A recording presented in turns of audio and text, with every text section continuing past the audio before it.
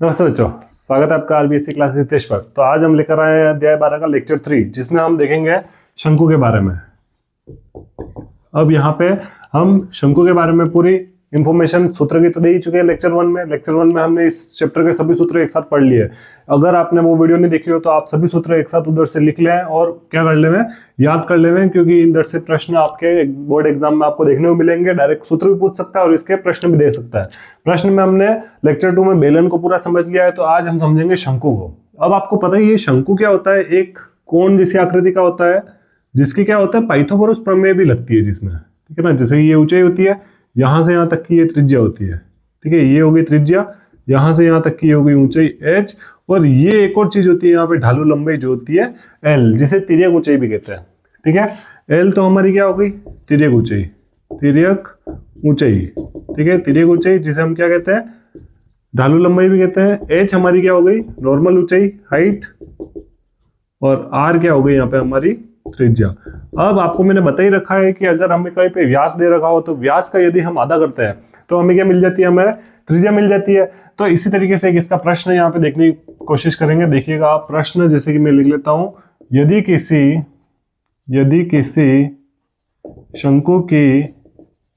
शंकु की ऊंचाई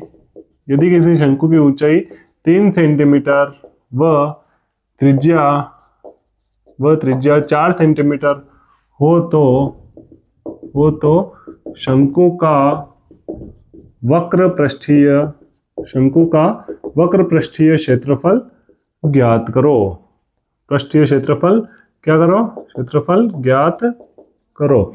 अब हमें क्या करना है, शंकु की हमें जो भी चीजें दे रखी है पहले वो लिखना है प्रश्नानुसार, ठीक है ना। तो जो भी आपको दे रखा होगा वो लिखना। सबसे पहले हमें दे रखी है शंकु की ऊंचाई, तो शंकु की ऊंचाई हमें दे रखी है। क्या दे रखी है, शंकु की ऊंचाई 3 सेंटीमीटर, तो यहाँ पे हम लिख लेंगे 3 सेंटीमीटर। और क्या दे रखी है हमें, शंकु की त्रिज्या दे रखी है। त्रिज्या कितनी दे रखी है हमें, 4 सेंटीमीटर। अब ज्ञात क्या करना है, अब वो देखेंगे। दो चीजें दे रखी है, अब हमें ज्ञात करना है यहाँ पे शंकु का वक्र पृष्ठीय क्षेत्रफल, ठीक है। शंकु का वक्र पृष्ठीय क्षेत्रफल का फॉर्मूला क्या होता है, पाई आर एल। अगर आपको फॉर्मूला याद नहीं हो तो आप लेक्चर 1 की वीडियो से जितनी भी आकृति इस चैप्टर में यूज होने वाली है, छोटी से लेके बड़ी तक, सबके फॉर्मूले एक साथ आपको उस वीडियो में मिल जाएंगे। तो इसलिए आराम से वो वीडियो देख ले और आराम से इन क्वेश्चन को करने का प्रयास करें, ठीक है। अब देखना, शंकु का वक्र पृष्ठीय क्षेत्रफल ज्ञात करना है, जो है पाई आर एल।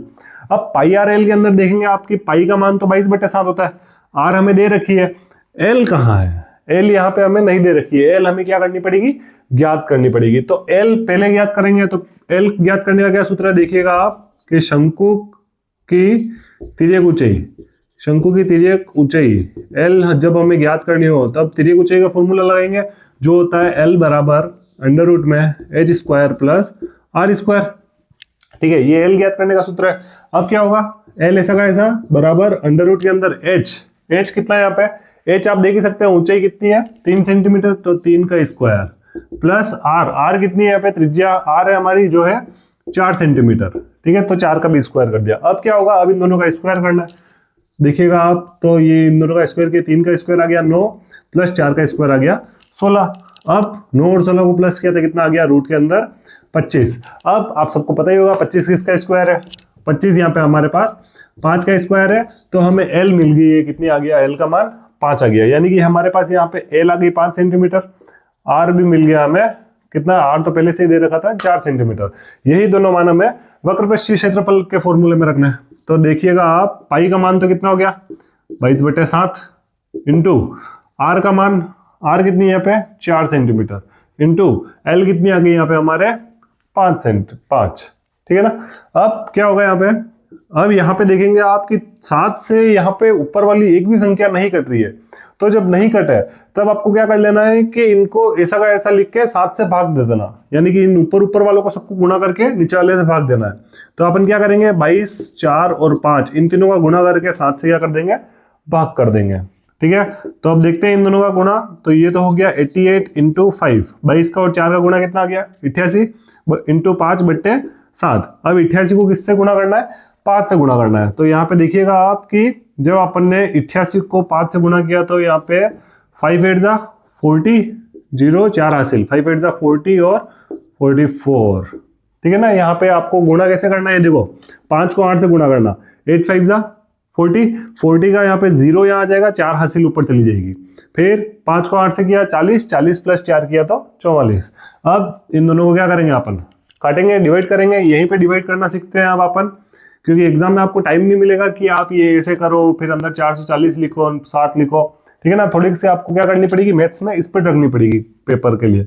तो 7 से अब ये देखो 44 से कम कुछ आता है, बिल्कुल आता है 42, कितनी बार 6 बार, तो ये आ गया 6 बार 42। अब माइंड में इनको क्या करना, माइनस करना है। 44 में से 42 माइनस किए तो कितने बचे 2 और 0 नीचे उतरा 20। अब 20 से कम क्या आ रहा है, 20 से कम 21, तो 20 से बड़ा हो जाएगा 3 बार, तो इसलिए 2 बार क्या आ जाएगा 14 आ जाएगा। तो 20 में से 14 माइनस किए तो कितने बचे 6। अब 6 जैसे आया, अब 6 के बाद में अब यहाँ पे ऐसी कोई संख्या नहीं है जिसे हम उतार सके, तो इसलिए हम यहाँ पे क्या लगाएंगे, पॉइंट लगा लेंगे। तो 6 के पीछे क्या लगा 0, 60 हो गया, और 60 से कम क्या आएगा, 60 से कम हमारे पास आ जाएगा 8 बार यहाँ पे 56 आ जाएगा। फिर 4 बचा, 40 से कम आ जाएगा 5 बार 35। हम याद रखिएगा पॉइंट के बाद में आपको 2 संख्या निकालनी अनिवार्य होती है, तो हमने 2 संख्या निकाल दी और सेंटीमीटर लगा के स्क्वायर लगा दिया। अगर आपको ऐसे डिवाइड में प्रॉब्लम आ रही है तो आप ऐसे भी डिवाइड कर सकते हैं। ये देखिए आप 6 बार आ जाएगा 42, ठीक है, 4 में से 2 गए 2 बचा और ये 0, फिर यहाँ पे 0 नीचे उतरा, 20 से कम आ जाएगा 2 बार आ जाएगा हमारे 14, 20 में से 14 गए तो 6 बचा। अब कुछ उतरने वाला है ही नहीं, इसलिए हमने क्या किया, यहाँ पे पॉइंट लगा दिया और यहाँ पे हो गया 0। अब 60 से कम क्या होता है 56 आता है, कितनी बार 8 बार आ गया 56, 60 में से 56 गई तो 4 बचा। अब देखिएगा आपकी पॉइंट एक बार ही लगता है, 0 बार बार लगता है, तो एक बार और 0 लग गया यहाँ पे, ठीक है। तो 40 से कम क्या आ जाएगा 5 बार आ जाता है हमारे पास, 40 से कम 35। अब याद रखिएगा ये डिवाइड और चलता जा रहा है, लेकिन हमें पॉइंट के बाद में कितनी संख्या चाहिए, 2 संख्या चाहिए, तो हमने 2 संख्या निकाल दी और सेंटीमीटर के ऊपर स्क्वायर लगा दिया। स्क्वायर क्यों लगाया, क्योंकि हमने क्या फाइंड आउट किया क्षेत्रफल निकाला है। जब भी आप कभी क्षेत्रफल निकालेंगे तो यूनिट के ऊपर आप स्क्वायर लगाएंगे, जब भी आप आयतन निकालेंगे उस समय आपको यूनिट के ऊपर क्यूब लगाना है। ये एक बेसिक सा कंसेप्ट याद रखिएगा। यहाँ पे आपके क्या आ चुका है, इसका आंसर आ चुका है। अब देखते हैं ऐसा ही एक और प्रश्न, ठीक है। ये प्रश्न तो आपको अब समझ में आ ही चुका होगा, एकदम इजी सा प्रश्न है। बस आपको यहाँ पे क्या याद होने चाहिए, इनके फॉर्मूले याद होने चाहिए। अगर यहाँ पे आपको इन आकृतियों के फॉर्मूले याद है तो आप कोई सा भी क्वेश्चन, भले हार्ड से हार्ड क्वेश्चन ही आ जाए, बस आपको थोड़ा सा समझना है उसे और सॉल्व करना है, फॉर्मूले में रखना है, ठीक है। बस आपको जो भी चीजें क्वेश्चन से मिलती रहती है आप वो चीजें निकालते जाइए और आराम से समझते जाइए। अच्छा इस आकृति में ये हुआ है, ये पूछ रहा है, ये दे रखा है, ठीक है। आसानी से इन सवालों को कर सकते हैं। जैसे कि आप प्रश्न 2 देखेंगे। अब प्रश्न 2 के अंदर अपन एक प्रश्न बनाते हैं जिसके अंदर r से इसको r को काट सकेंगे साथ से। जैसे यदि किसी शंकु की त्रिज्या 14 सेंटीमीटर व ऊंचाई कितना करें यहाँ पे, 14 सेंटीमीटर व ऊंचाई 5 सेंटीमीटर हो तो, ठीक है, ऊंचाई कितनी हो 5 सेंटीमीटर हो तो शंकु का आयतन ज्ञात करो, ठीक है। अगर मान लेते हैं कि यहाँ पे त्रिज्या ये 14 सेंटीमीटर से है, ये आपको इजी लगे तो यहाँ पे 14 को हटा के मैं कितना कर देता हूँ, यहाँ पे 3.5 कर लेता हूँ, ठीक है। 3.5 चलेगा। अब क्या करते हैं, अब देखना आप ध्यान से, यहाँ पे अब अपन को क्या करना है, शंकु का आयतन ज्ञात करना है। तो अब शंकु का आयतन कैसे ज्ञात होगा, शंकु का आयतन का पहले क्या करना है, सूत्र लिखने से पहले हमें जो मान दे रखे हैं ना पहले वो लिखना है। शंकु की त्रिज्या क्या दे रखी है, शंकु की त्रिज्या में दे रखी है। त्रिज्या मतलब क्या होता है, त्रिज्या मतलब r कितनी दे रखी है हमें 3.5 सेंटीमीटर। और यहाँ पे क्या दे रखी है हमें, शंकु की ऊंचाई दे रखी है, ठीक है। शंकु की ऊंचाई कितनी h होती है, जो कितनी दे रखी है हमें 5 सेंटीमीटर। अब हमें क्या ज्ञात करना है, शंकु का आयतन ज्ञात करना है। अब देखेंगे कि यहाँ पे हमें L निकालना है या नहीं निकालना है। ये कैसे पता चलेगा, फॉर्मूले को देख के कि फॉर्मूले में उसकी रिक्वायरमेंट किस की रिक्वायरमेंट है। तो शंकु का आयतन होता है 1/3 पाई आर स्क्वायर एच। ठीक है ना, यहाँ पे एल कहीं पे दिख रहा है? नहीं दिख रहा है। 1/3 तो मान का मान है, पाई का मान 22/7, आर हमें दे रखी है, एच हमें दे रखी है, यानी कि हमें कुछ भी मान ज्ञात नहीं करना है, सीधे हम फॉर्मूले में यहाँ पे रख सकते हैं ये सभी मान। तो 1/3 ऐसा का ऐसा, ठीक है, 1/3 इंटू पाई का मान 22/7 इंटू आर का स्क्वायर। आर का स्क्वायर मतलब देखना आप कि 3.5 का स्क्वायर हो जाएगा, ठीक है, इंटू एच का मान कितना है यहाँ पे 5 है। अब इसको थोड़ा सा और इजी बनाने के लिए क्या करते हैं, इस ब्रैकेट को खोल देते हैं। ठीक है, देखिएगा आप 1/3 इंटू 22/7 इंटू 3.5 इंटू 3.5 इंटू 5। ठीक है, 3.5 को क्या किया, 2 बार गुणा में लिख लिया। 2 बार गुणा में लिखने का मतलब क्या है कि यहाँ पे स्क्वायर में है, इसलिए। अब ये देखिएगा आप, ये यहाँ से मैंने पॉइंट हटाया तो नीचे 10 लगा, यहाँ से भी पॉइंट हटाया तो नीचे यहाँ पे 10 कर दिया। इससे क्या होगा, काटा फांसी आसान हो जाएगी। अपन को काटने में एंजॉय आना चाहिए मैथ्स के अंदर, संख्याओं को, तभी मजा आएगा। ठीक है ना, संख्याओं के साथ अगर आप खेल रहे हैं तो ही पता चल रहा है कि हाँ अब मैथ्स का कुछ आनंद आ रहा है। तो यही आनंद लेने के लिए आपको ऐसी ट्रिक्स मिलती रहेगी आरबीएससी क्लासेस हितेश पर। चैनल पर नए हो तो सब्सक्राइब कर दीजिए और आगे से आगे नए नए वीडियोस को देखते रहिए।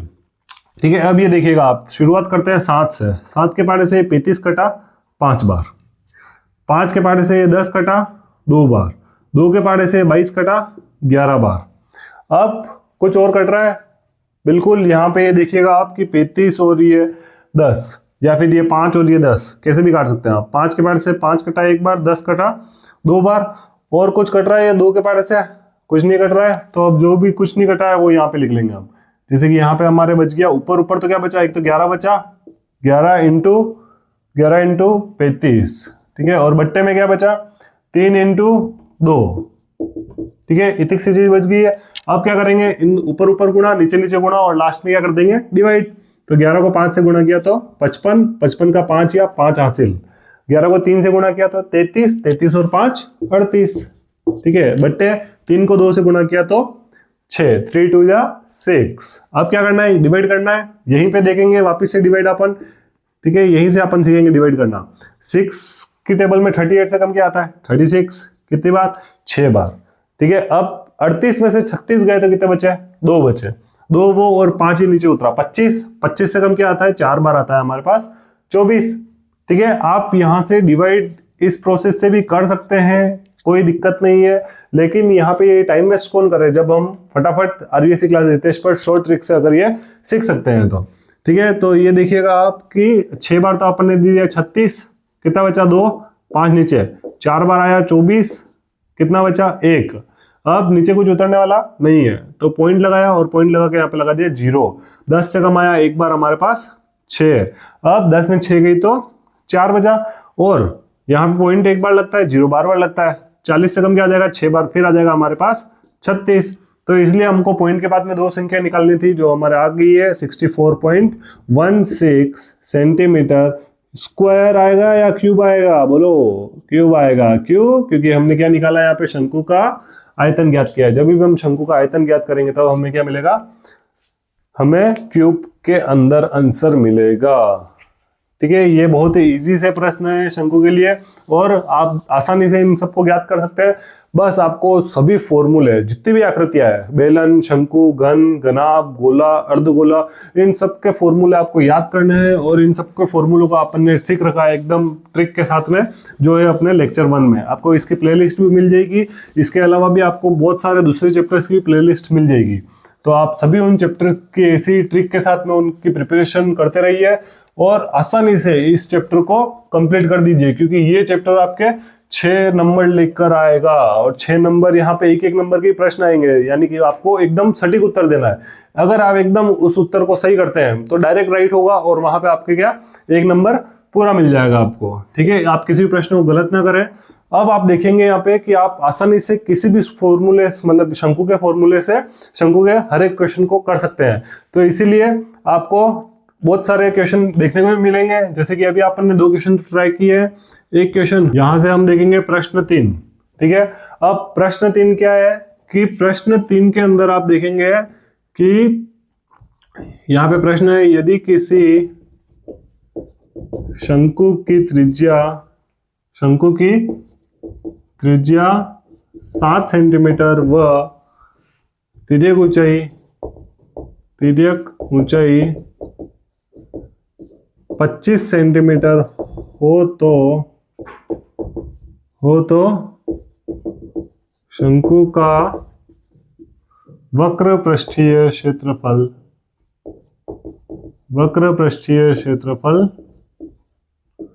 ज्ञात करो।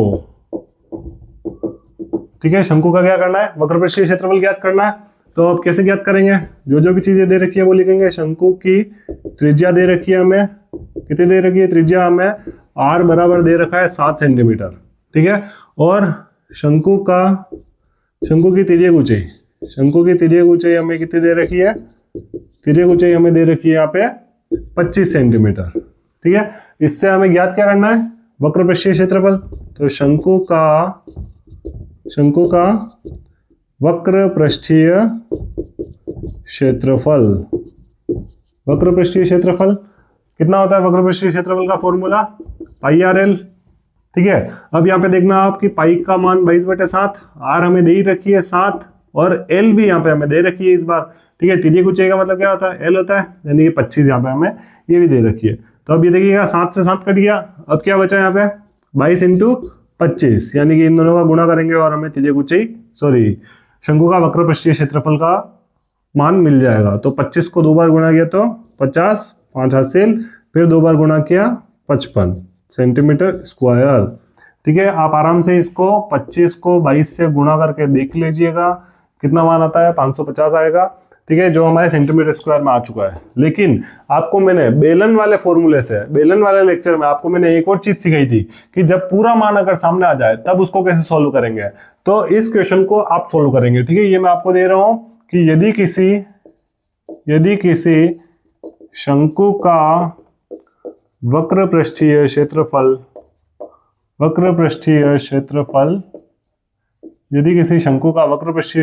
कितना है, शंकु का वक्र पृष्ठीय क्षेत्रफल 550 सेंटीमीटर स्क्वायर या फिर वर्ग सेमी हो तो शंकु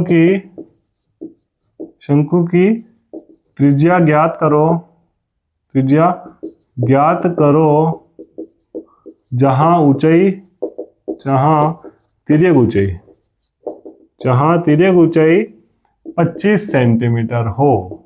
ठीक है, ऐसे प्रश्न आने के आपके बहुत चांस है, इसलिए ये प्रश्न मैंने आपको दिया है। और ऐसे प्रश्न को सीखने के लिए आप लेक्चर 2 में बेलन के जो मेन फॉर्मूले हैं उसको भी देख के, उस बेलन के जो क्वेश्चन दे रखे हैं उसके अंदर से आप ये क्वेश्चन को भी सीख सकते हैं। बेलन के जैसा ही एक और क्वेश्चन मैंने यहाँ पे शंकु का दिया है, जिसको आप ट्राई करेंगे। ऐसे क्वेश्चन आने के बहुत चांस रहते हैं आपके बोर्ड एग्जाम में। और मिलते हैं अब अगले लेक्चर में, जिसमें अपन देखेंगे गोले और अर्धगोले के बारे में। इसीलिए थैंक यू और बने रहिए आरबीएससी क्लासेस हितेश पर।